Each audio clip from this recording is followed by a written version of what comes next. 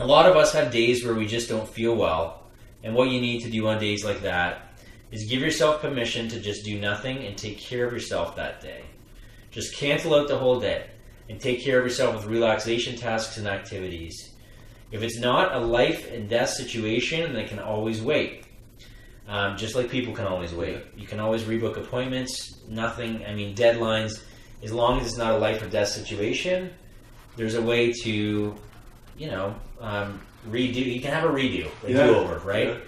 Yeah. The attitude that you have about time makes a tremendous amount of difference about how your body will respond to being rushed. So here's an example. You give yourself 15 minutes to get something accomplished and you're already anticipating it's not going to be enough time. Then schedule more time and stop trying to squeeze so much into a day. So that's the same thing that, like, if we're going to use an example from tonight, so we talked about Scott, instead of like 15 minutes, you said, like, you don't think about the drive time, right? So then it's like, okay, well, is this really going to take me 15 minutes or is it more like half an hour? Yeah. So it's just about giving yourself enough time, right? Anticipating it won't be enough time is already triggering anticipatory anxiety. You don't need to put so much pressure on yourself. Sometimes even just changing your attitude about time and scheduling is enough to create less stress in your day. There is a lot to be said about an anxious, rushed attitude. Stop and think if you are someone that has one. There aren't too many things that you couldn't be late for. So, anything you guys want to add at that point? I just think attitudes have to battle when it comes to that. I think it's a full battle. It's a full battle for sure. Like, it really does come down to perception and how you want to.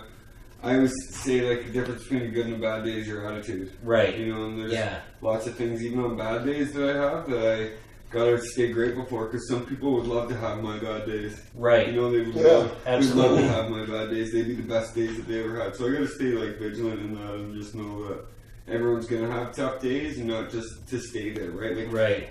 Like, feel it and, like, feel the fear and do it anyways, kind of thing, like what we said a few weeks ago, right? Yeah. I think that attitude's huge when it comes to getting through tough times or even good times, right? Yeah. Like, patience when you don't have anything and, like, appreciation when you do have everything. Like, and not taking anything for granted. The gratefulness. Yeah. Just stay grateful, right? I think gratitude's huge. It's very, very huge. And you can. Yeah.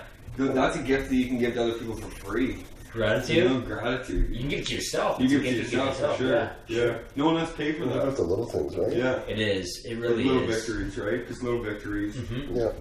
And we had talked about this before, too. When you say you're having a bad day, just because you wake up and you're feeling tired and shitty doesn't mean you're going to have a tired, shitty afternoon. Yeah. It's... again, it's our thought process. Yeah. At the end of the day. Sure, it is, right? Choose, yeah. But you might run into someone on the street and you have a genuine, nice conversation that uplifts your mood. Yeah. And that's all the change you need. Yeah. It's just a matter of kind of not giving up and getting out there and just seeing what the day has to offer, because every time that you take that breath, it's a gift. Yeah. For sure. Every minute that you have here is a gift. Yeah. And at the same time, like, if you're in a bad mood and you're out and about during the day, like, like, if that can rub off on somebody else, right? And then it's so contagious. It's so contagious. Just because, like, you're in a shitty mood and you give somebody a snarl or you know? I think the opposite. Instead of, like, when you go out, like, smile at somebody or like, interact or you change someone's day. Like, all they need is someone to smile at them, right? Yep. Just ask them how they're doing, hold the door, whatever. Moods are contagious for sure, and negativity is contagious. Unless the person on the other end of it knows how to deal with the negativity and knows that, like, okay, this is something to do with that person, I'm not going to let that affect me. Just like we talked about, be less affected and more effective.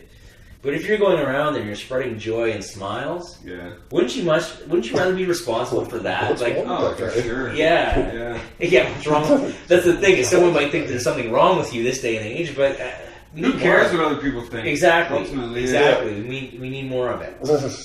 So, if you are feeling shitty, though, give yourself permission to just do nothing and take care of yourself that day. Just cancel out the whole day. Oh, we did this already. If it's not a life and death situation, then it can always wait. The attitude that you have about time makes a tremendous amount.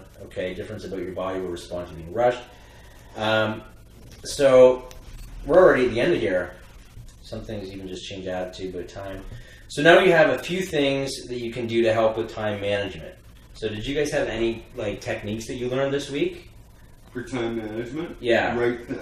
I have them written down here, but I'll give you some. If you learned any, let's hear. Yeah, just to write things down, like especially when it comes to, I don't really do like a lot of speaking in August, and I spoke this morning, and I was thinking about it afterwards. Like I have quite a few speaking events coming up in September because it's like recovery month. Yeah. And I had to get home and I had to like write them all down because I, say yes to everyone, right? And then I had to go through my email and be like, oh my god, like I have 2 events in one day. And I just said yes. I didn't even think about it. I just said, yeah, I'll do that. And so I feel like if I write that stuff down, I have a great big calendar. Yeah. And then, the page still says March. Right. Like I haven't flipped that thing since March. And it's right there. I can use it, right? And I don't use it, and I think that would be more effective for my time management, so that I don't book 2 events in one day. Sure. Like one's in London and one's in Chatham. So what are you gonna do to resolve that? Try to do both of them. Are you really? Yeah, why not? Clone yourself. Yeah. Okay. Well, they're not at the same time. One's in the morning, one's in the evening. Okay. If I can, I'll do it. His dad's a doctor. He could clone you. I don't think the world needs another Paulie. I'll tell you that. I think one Paulie is enough. This Paulie's a good Paulie. Yeah, you don't want to. Maybe you don't want to close. How many years now? Like 4 years ago, 5 years ago? Maybe that guy. Just for science. Cut that guy's brain open and see what's interesting. up. Yeah. What's going on? You've come a long way, buddy. I think that the world would be glad to clone either of you guys again. A few things you can do to help with time management. So plan each day the night before. Make a list of what's going to be done. Go through it. Decide what's most important. What can be delegated and what can be put off if need be. Then you want to go ahead. That's huge for me. The whole to-do list or whatever. Like if I don't do that at night, then the next day's fucked. But you in bodybuilding, when you were doing your meal prep and stuff like that, you would have had to have been. Oh, everything was like that. Yeah, so everything was like a night before, right? Yeah. So you've meal, tanning, workout, posing, everything, all of it. So you had everything scheduled the night before. So the one thing that bodybuilding did perfectly for you was help you with in a certain way, right? Just forgot it all now. Okay. Just let it go. Right, fair enough. Which is healthy too, man. Obviously, you needed a break. Try to decide which part of the day you have the most energy. This one's really good. Everybody has a peak productivity time, and they also have a time when they are down and tired. Plan to do the tasks that take the most energy during your peak productivity time, and plan your least important tasks during the downtime when your energy levels are lower. Do you guys know when your peak productivity time is? Yeah. When's yours? Mine's kind of like 2 parts of the mid-morning. Yeah. And then early evenings. Mine's the same way. So you get drained in the afternoon? Yeah. Would you say that's when your downtime is? There's a lull there. Like in the morning, again, depending on my sleep with my sleep apnea, but right. I'm not a cranky person when I wake up. Yeah. But I can get up, get going, but then it's after that first or second meal, then I have a ton of energy, Yeah. And then it'll kind of dip, and then I get another big burst of energy after dinner, and that's 7 to 10. Yeah. But then they come 9:30, 10. So. Yeah. So you and I have very similar patterns in that way, which is good because you're going to be coaching me soon.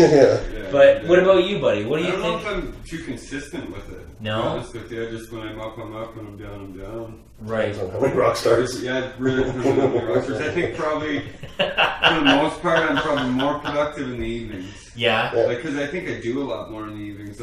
Hockey's always in the evenings, so I feel like I'm always, when I'm at the rink, that I'm being the most productive then, and try to boost myself up to be productive then. Right. Because I want to be the best service and the best coach to these kids, right? Ultimately. Right. But I would say, listening to that, you're more productive in the evenings too, probably because you've eaten throughout the day, so then more energy, right? Yeah, I'm not a grouchy person in the morning. I am a morning person, but I think that's a learned behavior because I don't sleep very well. Right. So I'm just getting used to waking up at 5:36 in the morning, going for a walk. It's routine now. I'll just wake up, put my shoes on, and go for a walk. But really, I should wake up, have something to eat.